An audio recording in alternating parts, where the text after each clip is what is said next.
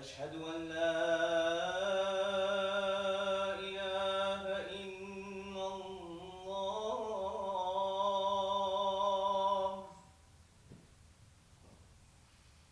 أشهد أن لا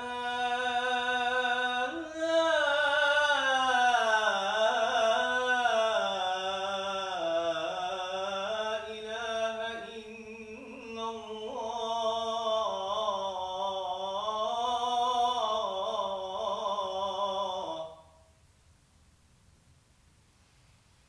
أشهد أن محمدًا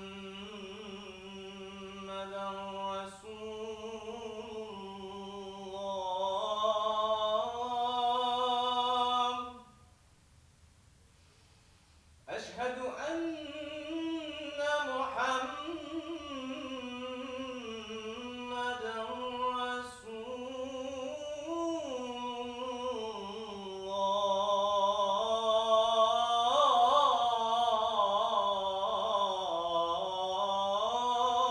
الله حي على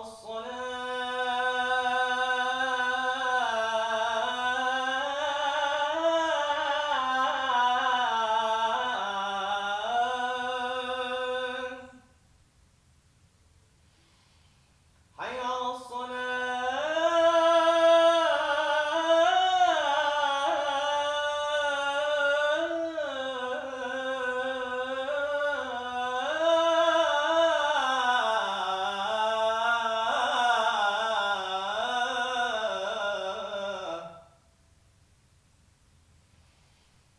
حي على الفلاح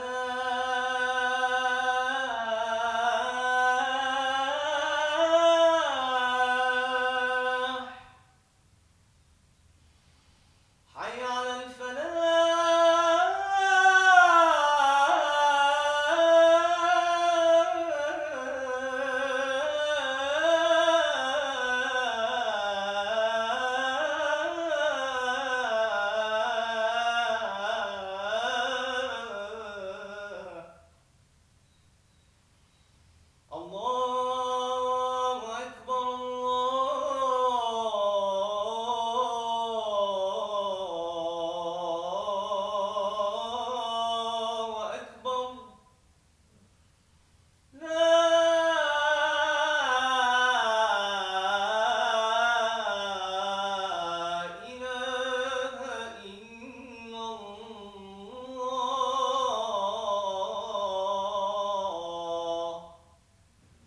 بسم الله الرحمن الرحيم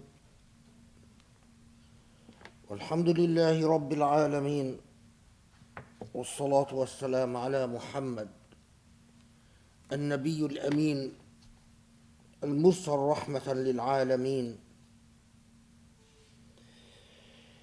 وعلى آله الأطهار الميامين وعلى أصحابه المختارين.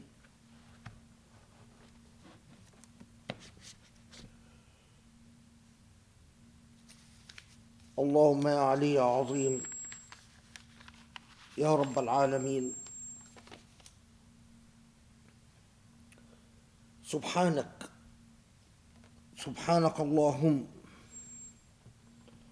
نؤمن بك ونستعين بك ونستجيرك ونستنصرك ونستهديك، لا إله إلا أنت، فأنه حق من هدى الله فلا مضل له ومن يضلله فلا هادي له. اللهم يا علي يا عظيم اهدنا فيمن هديت وعافنا فيمن عافيت وتولنا فيمن توليت وقنا شر ما قضيت، فإنك تقضي ولا يقضى عليك، وإنه لا يذل من واليت ولا يعز من تعاديت، تباركت ربنا وتعاليت، لا إله إلا أنت رب العرش العظيم.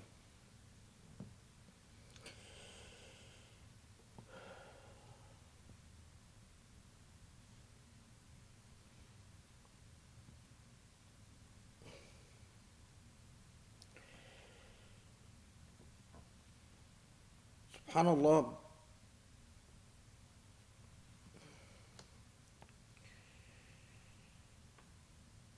The power of this single word, the power in the word Allah,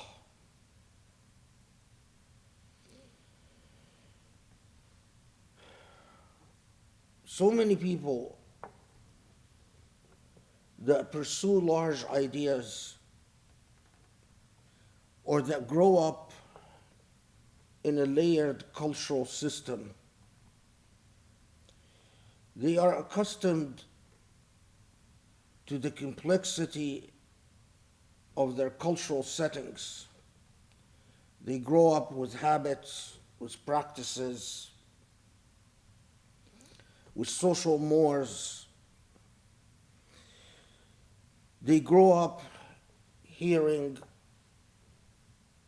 of stories from deep past with aspirations, political frustrations.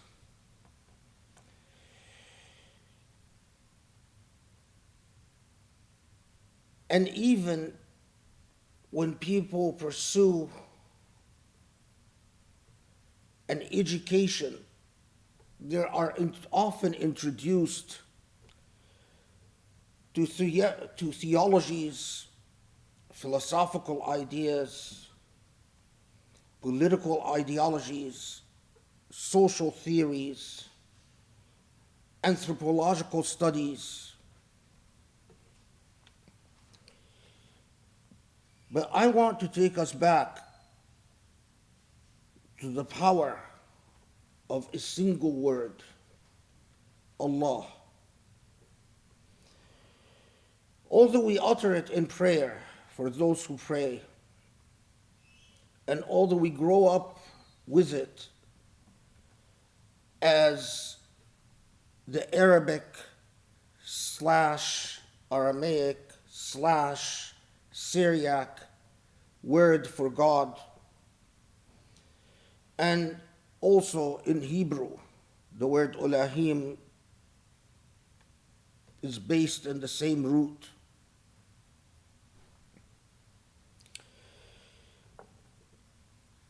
But how many of us just sit down and repeat the word Allah time and again.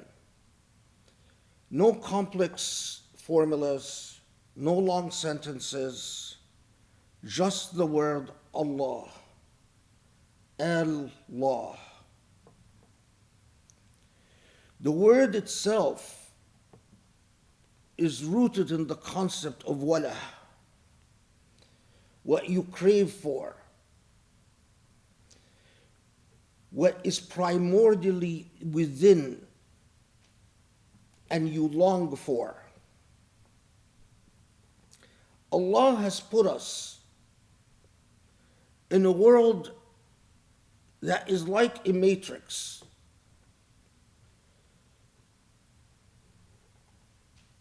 Like a matrix, a very layered, complex reality. But every time you peer within this reality and you reflect on it, you discover the extent to which your own reality is handed to you, constructed, carefully engineered, and handed to you by those who have the ability to do so. Put simply, your own reality is constructed and handed to you by those who are more powerful than you, living or dead.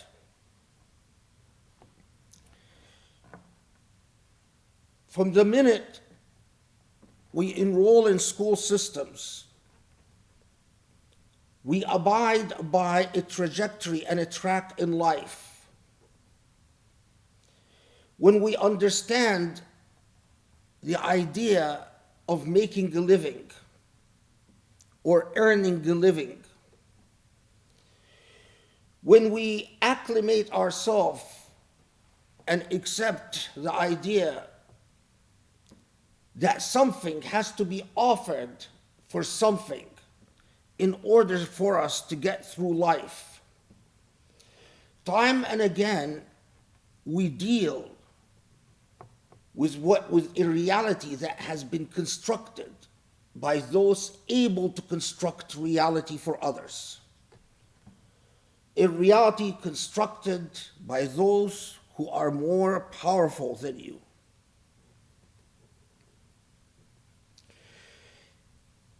And if you think too deeply about this, you will quickly become frustrated and exhausted by it. Because that reality that is constructed is not necessarily the best for you. And it doesn't necessarily make the most rational sense. It was handed to you because of the dynamics and social intercourses of human beings, many of whom lived and died a long time before you came to this earth. And you simply inherited the system that they helped shape and that you must negotiate and exist through.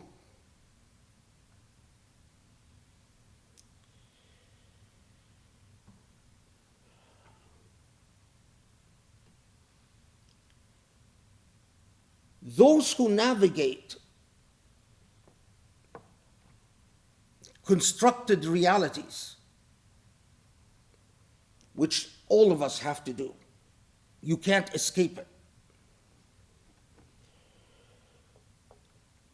Even if you go off in a wilderness, the chances are the wilderness that you escape to is a wilderness because it was regulated as a preserved nature spot.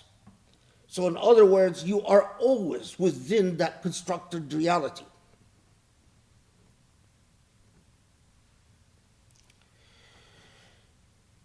If you navigate through it, relying on your will and your perceptions and a frame of reference that always goes back to you and you alone. If you're a thinking, feeling human being, the chances are you become frustrated by the fact that you are so powerless in this constructed reality, and that it makes ultimately little sense. And this is, in fact, what happens to so many of our youth. They submit to the system because the likelihood is that their parents tell them, this is the system and you must excel. But very quickly, all types of frustrations start setting in. How can I work with a system that is destroying the very globe that we live in? How can I work with a system that privileges an elite that belongs to a particular race and a particular culture that has dominated this globe for centuries?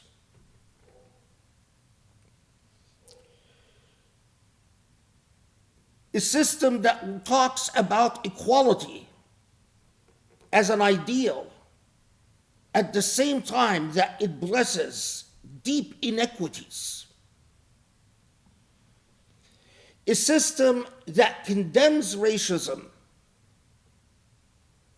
but seems constructed to privilege a distinct race over all others. A system that talks about the value of human life as being the same everywhere, but at the same time, it hardly cares if those who are dying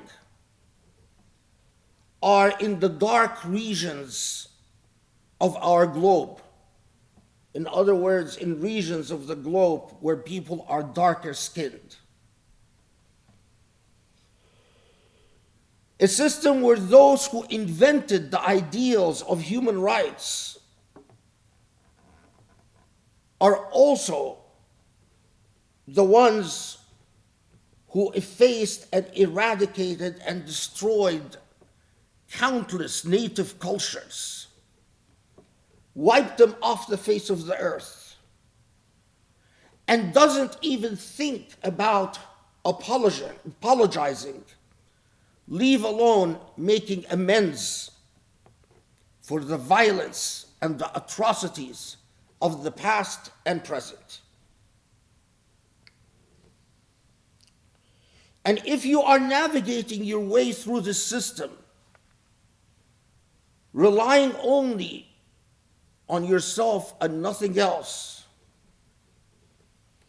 I submit to you that it is inevitable that your nervous system will suffer, and that your nervous system will ultimately break under the pressure. Because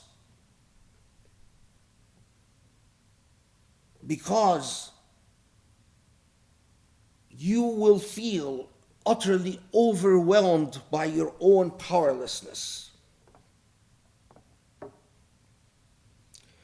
This is precisely why, time and again, even those who say that God is dead, you will find that in the same breath, they talk of a higher power. But the frustrating thing is that constructed higher power often makes little logical sense. So that higher power could be a dead relative, but your dead mother who does nothing after death but look after you. Well, when you leave this earth, what is your dead mother going to do in the hereafter? And that dead mother has become, the fate of that dead mother has become wedded to serving you and only you. Or to talk about my guiding angels, some of the most interesting and comic type of discourse you hear. Well, I have angels that guide me. Well, that's quite remarkable, because those angels that you talk about, even when people invoke, for instance, Saint Michael, and call upon Saint Michael to defend them in battle, and things like that. Why are you privileged by these angels as opposed to the rest of the world that often meets a horrible fate without an intervening force on its behalf? We refer to a higher power, and it becomes a secular reference to a higher power that often makes little logical sense. But the mere reference to a higher power itself is a coping mechanism. A coping mechanism because if we insist that we are negotiating the reality of our existence alone without the support of anything else, it becomes overwhelming, suffocating, and inescapable.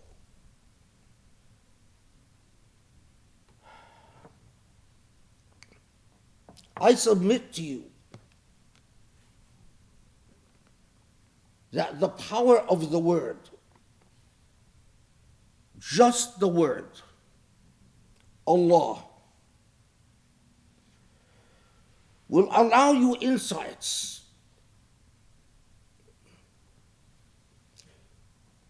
will allow you the type of understanding that brings you the tranquility and confidence that your existence makes perfect sense in light of the overwhelming sovereignty of Allah.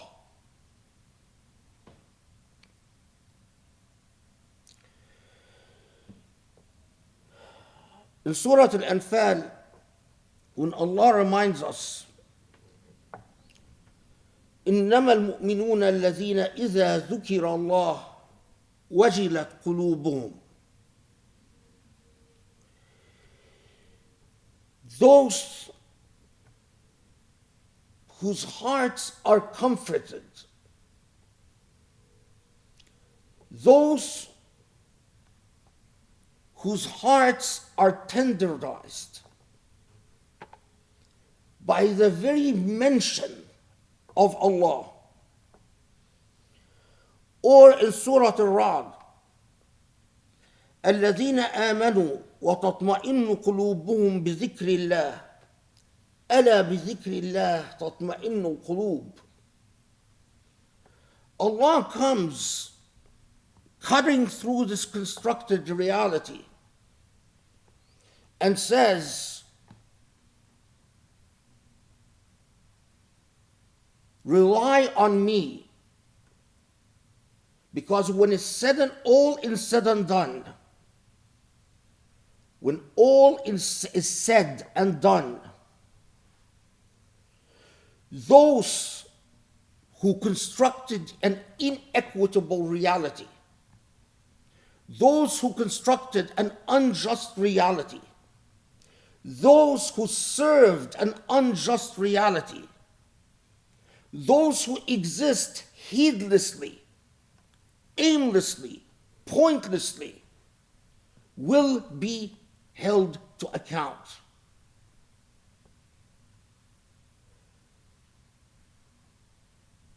The covenant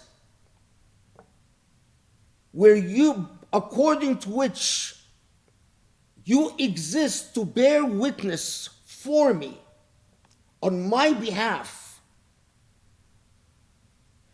is a paradigm changer in the way that you interact with this often frustrating and frustratingly meaningless, aimless reality that you confront in your existence.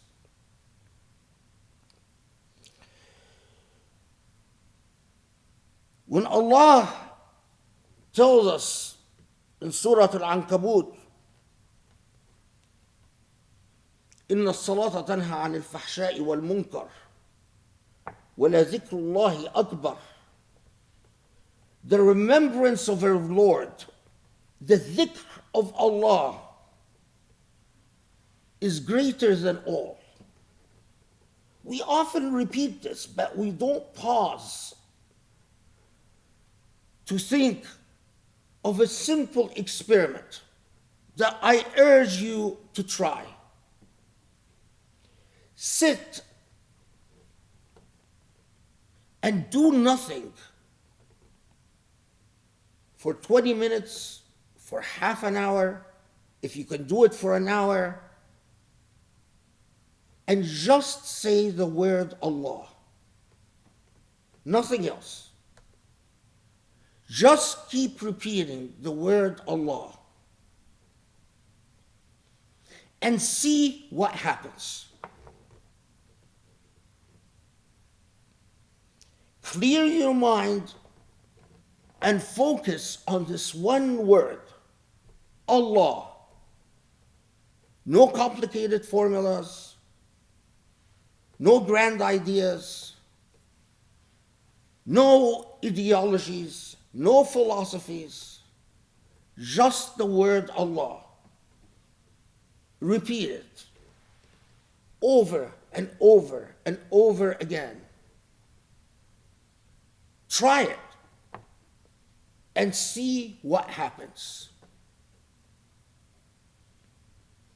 That word will be the source that empowers you in a reality that preaches disempowerment at you night and day. That word will allow you to gaze back at this reality and say, you might think that you are all powerful. You might think that I am powerless. But this word allows me to see the truth of what you are. And because I see the truth of what you are, I know that you're fake. And because I know that you are fake, I know that there will be accountability and there will be justice. And because I know that there will be accountability and there will be justice, I need not suffer because of you. I need not hurt because of you. I feel strong because I have that word, Allah, with me. I feel confident. I feel serene. I feel tranquil. I feel peaceful.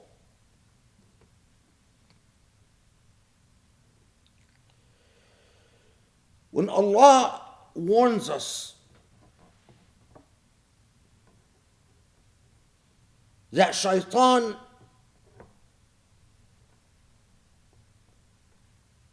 uses al-khamr wal-maisar,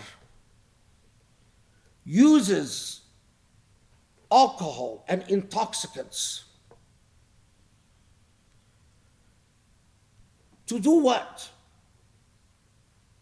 To do what? يوقع البغضاء والعداوة بيننا.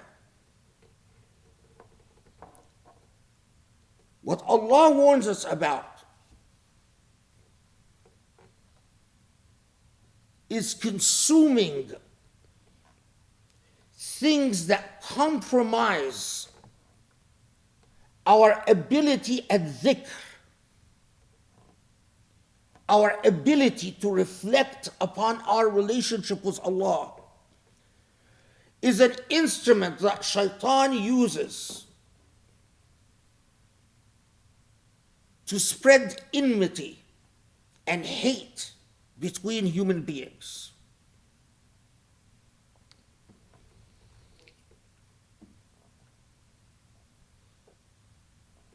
Nothing is as dangerous as the resentment of the powerless. And nothing is conducive to irrational acts of vengeance as when the powerless become fed up and explode.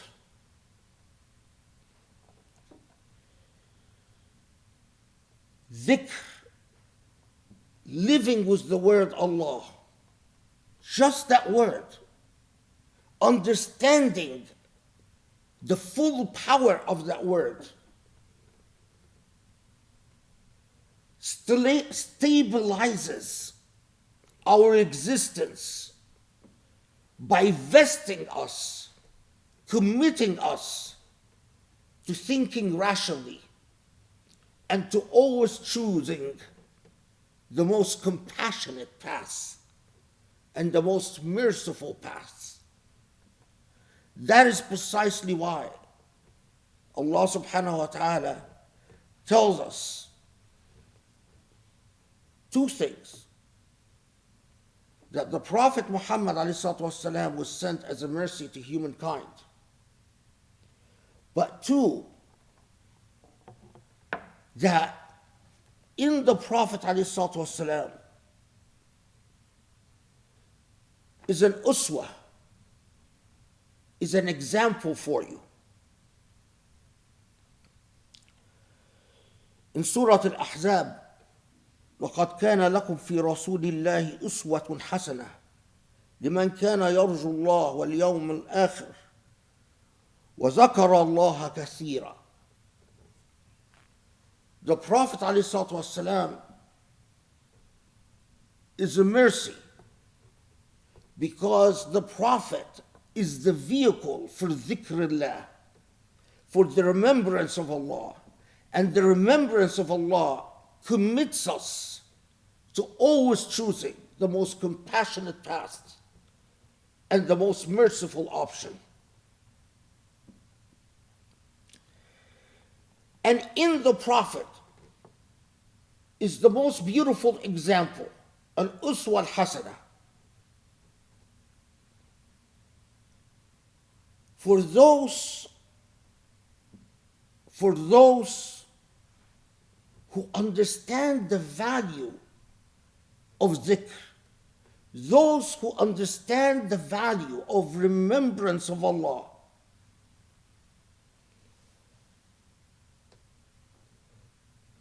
What was the Prophet's life, ﷺ, about?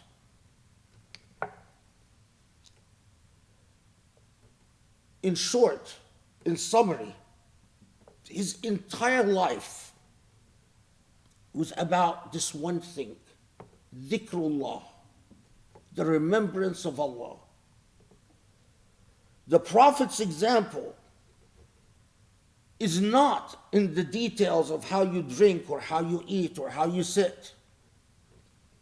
The Prophet's main example is the impact of dhikrullah, of Allah becoming that higher power that stabilizes you, that centers you, that gives your very existence meaning.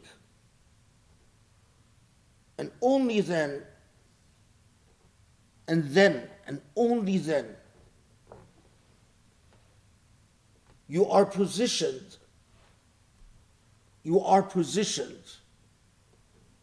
to receive the divine light, the divine guidance, an-nur al-Qudsi. Then and only then, when despite the constructions of human beings, despite the ways human beings tell you you're powerless and our rules are there to subjugate you, and you have no choice but to submit to the realities we've constructed. When the power of Allah, of that word,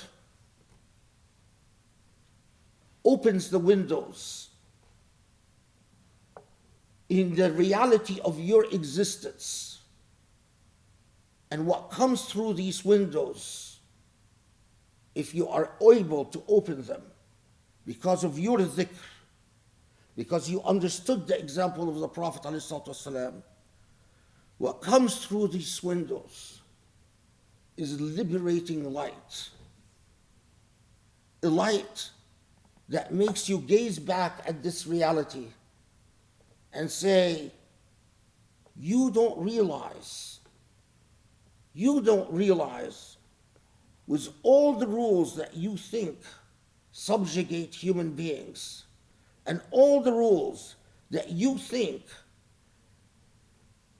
enslave human beings to the order that you've constructed, you don't realize how silly you are, how fake, temporal, non-existing you are.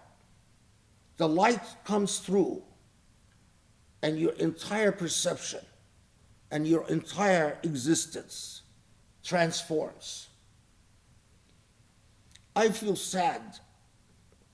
I feel sorry for those who go through life plagued by fears and anxieties, restlessness, frustration, depression, broken ambitions.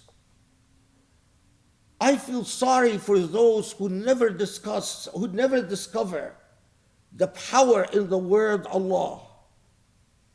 I feel sorry for those who live their entire lives unable to open the windows that let the divine light come through. I feel sad for them. And so this khutbah, may people listen and may people benefit. أقول قولي هذا واستغفر الله لي ولكم ادعوا الله يستجب لكم. بسم الله الرحمن الرحيم والحمد لله رب العالمين وسبحان الله العلي العظيم والحمد لله رب العالمين والصلاة والسلام على محمد وعلى آله وأصحابه ومن تبعه بإحسان إلى يوم الدين. Allah, Allah, Allah, Allah, Allah.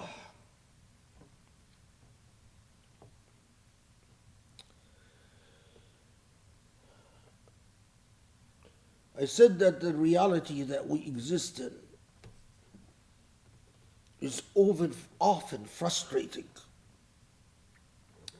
because how insanely irrational that reality can be. And you need the power of the word Allah in your back at your sides, right before you, under you, and above you. I'm going to give you an example from real life, from the world of academics and universities. A real example that happened to a dear friend.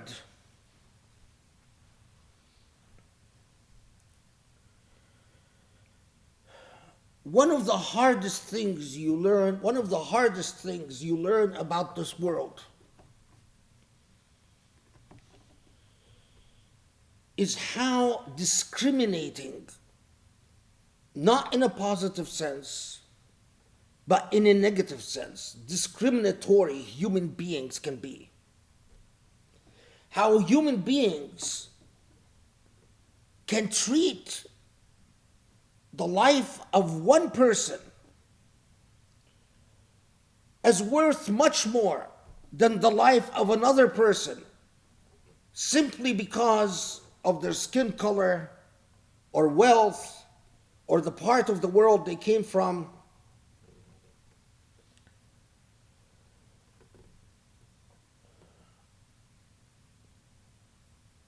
When you learn ideals that define your sense of meaning, and then you discover that when it comes to implementing these ideals, there are not just double standards, but there are multiple standards. That human beings are treated in grossly desperate and unequal ways. So, my friend, Professor Nader Hashmi, a brilliant academic who has had an illustrious career, one of the best experts you can read on the Middle East, on modern Islam, on human rights, an accomplished professor by all measures. So Professor Nader Hashmi is at the University of Denver, and he is the director of the Center for Middle East Studies at the University Joseph Corbo, the Joseph Corbo School of International Studies. So, Joseph Corbo School of International Studies has a center, and that center is dedicated to Middle Eastern studies, and Nader Hashmi is the director of that center. In the many years that Nader Hashmi has directed that center, he has been painfully fair. He has made sure,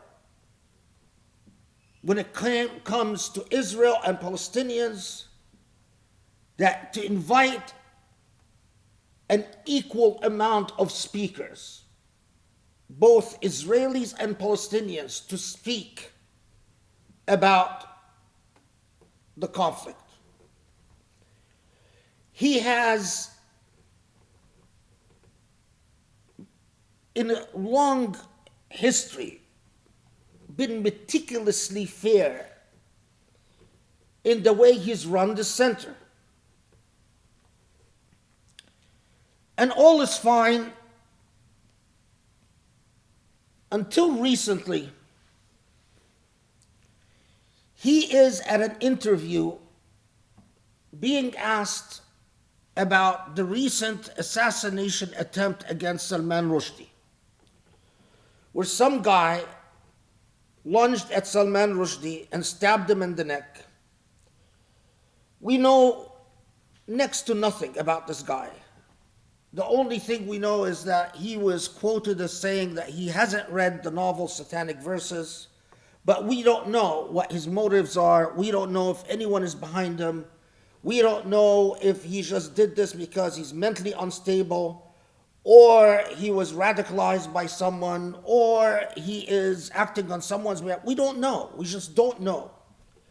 But in the context of a brilliant and sophisticated and nuanced discussion about how we understand something like the assassination attempt at Salman Rushdie, Professor Nader Hashmi comments that, just like I did, anything could be behind this assassination attempt.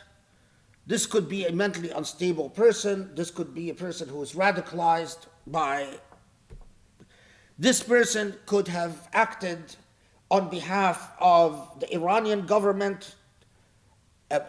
This person could be an agent for the Revolutionary Guards in Iran. And this person could be a Mossad agent, propagating a false flag operation. No one cared that Nader Hashmi is saying that it is, who knows, speculating. The point is that, of course, the point he's trying to make is that anything is possible in the world of politics. No one cares that among the possibilities is that this guy could be acting on behalf of Iran. No one thinks that making a statement like this somehow endangers Persian students on campus. No one cares about the idea that this person could have been radicalized, and so possibly that endangers Muslim students on campus because of Islamophobia. But the world exploded against Nader Hashmi because he dared suggest that among the possibilities is that this could be someone who was recruited by Israeli intelligence.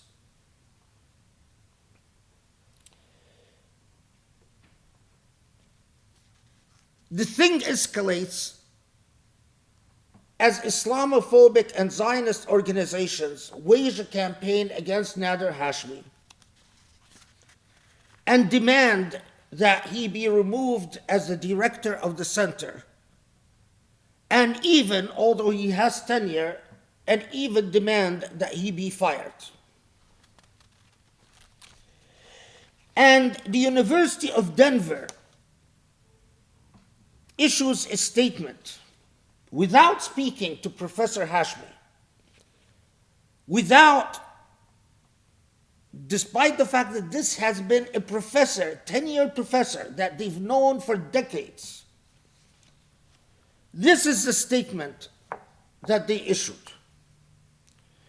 Professor Hashmi spoke as an individual faculty member and does not speak for the university. While we wholeheartedly respect academic freedom and freedom of speech, his comments do not reflect the point of view of the university, nor are we aware of any facts that support his view.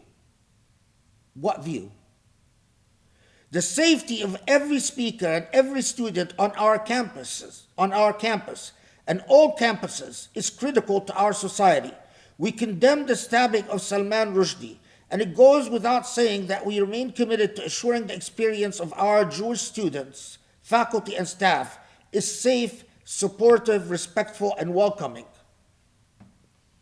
This clearly implies that what Nader Hashmi said does not assure the experience of Jewish students and faculty and staff is safe, supportive, respectful, and welcoming. So when I say that it is now well documented that there was an Israeli Mossad agent in Libya who was captured and confessed, who was an imam of an ISIS faction in Libya. And when he was captured, it became clear that he is not Muslim. In fact, he was trained by the Mossad. He was planted in Libya. As an agent of the Mossad, rose in the ranks of ISIS to head an ISIS faction in Libya that went around killing people in the name of Islam. Apparently, the folks who wrote the statement didn't even bother reading the autobiographies written by Israeli Mossad and intelligence agents, in which they openly confess false flag operations, where they commit violence pretending to be Muslims. But that's not the issue. The issue is the irrationality, the frustrating double standards. If I suggest that Iran is evil, or that the Iranian government commits evil acts, that apparently doesn't endanger Persian students on campus. When people come and suggest that the Prophet Muhammad was a pedophile and a raving mad terrorist, that doesn't endanger Muslim students on campus. If anyone dares say anything about the raging Islamophobia and the way every Muslim is made to feel as if they have something to be ashamed of, as if they have something to hide. Muslims all over the United States write me saying, we can't pray at work, we can't pray at school, we're too conscious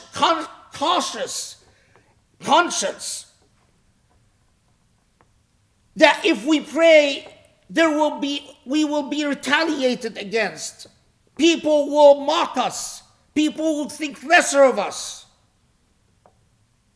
And every university will say, sorry, we can't do anything about Islamophobia, freedom of speech. But apparently,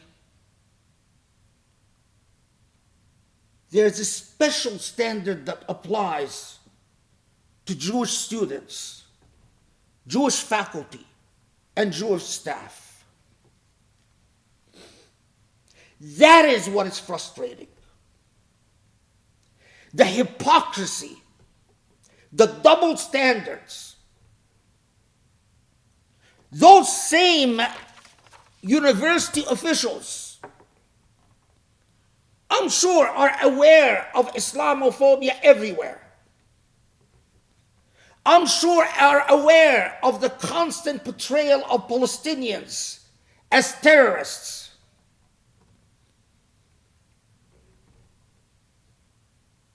Do they ever feel compelled to say,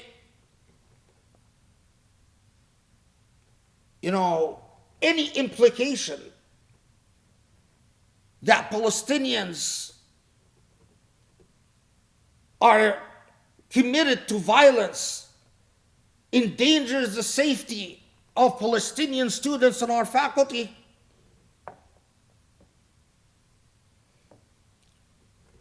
Now, of course, an academic like Nader Hashmi stands alone in this battle. Because while there are a million Zionist organizations and Islamophobic organizations that at a moment's notice are willing to spring into action and demand that Nader Hashmi be fired, on the other side, Muslims are cowering in their corners with their doubts. I'm too embarrassed to pray. I don't know if I want people to know I'm Muslim. Oh, and even if people know I'm Muslim, let's have an argument about hijab. Let's have a long debate about wudu. Let's continue being insane and stupid and idiotic and ignorant. An academic like Nader Hashmi can't count on Muslims. They're missing in action. MIA. You can't find them. They're busy making money. They're busy arguing about silly things. The Sunnis are busy hating the Shia, and the Shia are busy hating the Sunnis. So, someone did come to the defense of Nader Hashmi. And that someone was the Middle East Studies Association of North America, which sent a letter to University of Denver. I will paraphrase the letter. We write on behalf of Middle East Studies Association of North America and its Committee on Academic Freedom to express our concern about the statement that the University of Denver issued on August 23, 2022, concerning Professor Nader Hashmi. We believe that this poorly formulated statement can plausibly be read as damaging to Professor Hashmi's personal and scholarly reputation and is a violation of his academic freedom. For 2 pages, the letter goes on to shame the University of Denver for its double standards, for its hypocrisy. And although the letter doesn't say it, I will say it, for its racism. Racism.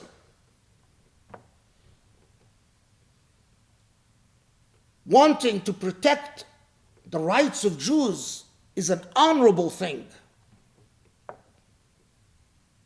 But it can never be at the cost of discriminating against all others, especially discriminating against Muslims, Persians, Arabs, Turks, and all the other ethnicities encompassed within Islam. So listen, I don't know how Nader Hashmi copes. That's his personal life. But when you stand by what is right, you stand by principle, and the entire world is against you, where does your strength come from? How can you remain resolute?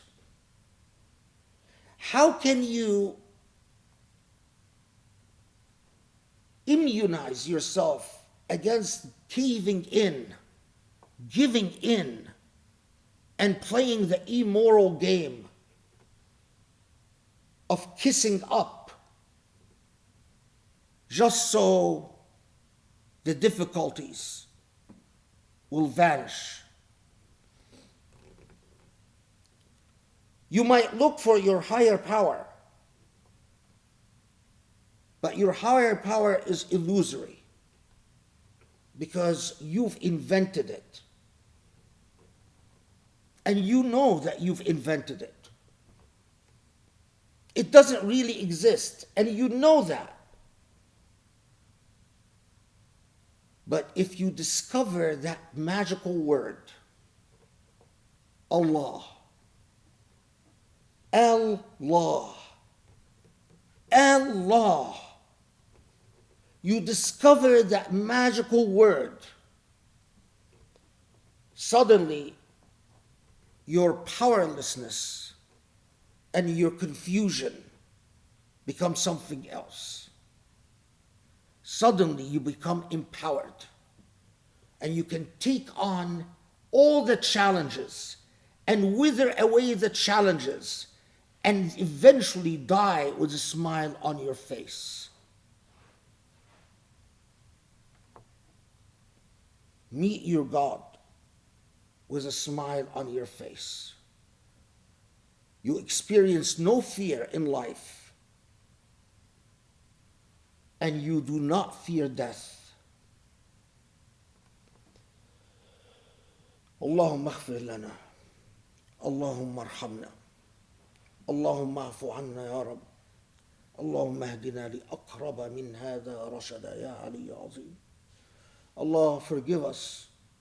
Allah, grant us the faith. Allah, stand with us, stand by us, aid us يا رب العالمين يا علي عظيم. وصلي وسلم وبارك على محمد وعلى آله وأصحابه من تبعوا بإحسان إلى يوم الدين وأقم الصلاة.